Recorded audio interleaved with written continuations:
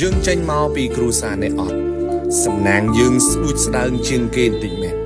តែបើមានឱកាសធ្វើការសុំធ្វើការឲ្យអស់ពីចិត្តទីមួយកុំបោះចោលការខំប្រឹងយើងកើតមកចំគ្រួសារនេះអត់មែនសំណាងយើងមានអត់ច្រើនទេហើយបើសិនជាយើងអត់ខំប្រឹងទៀត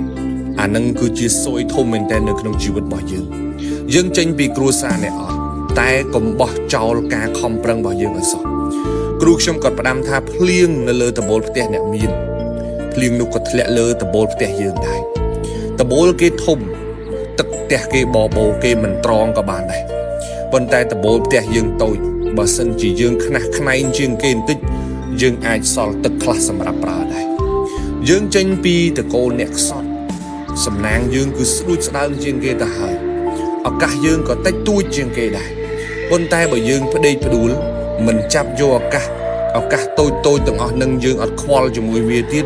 អានឹងសំណាងយើងនឹងវារត់តខើយទៅទៀតឬក៏លែងមានក៏ថាបានយើងខ្សត់ទ្រពតែកុំឲ្យខ្សត់ការខិតខំប្រឹងប្រែងនោះសោះទី2កុំបោះចោលគំនិតវិជ្ជមានរបស់យើង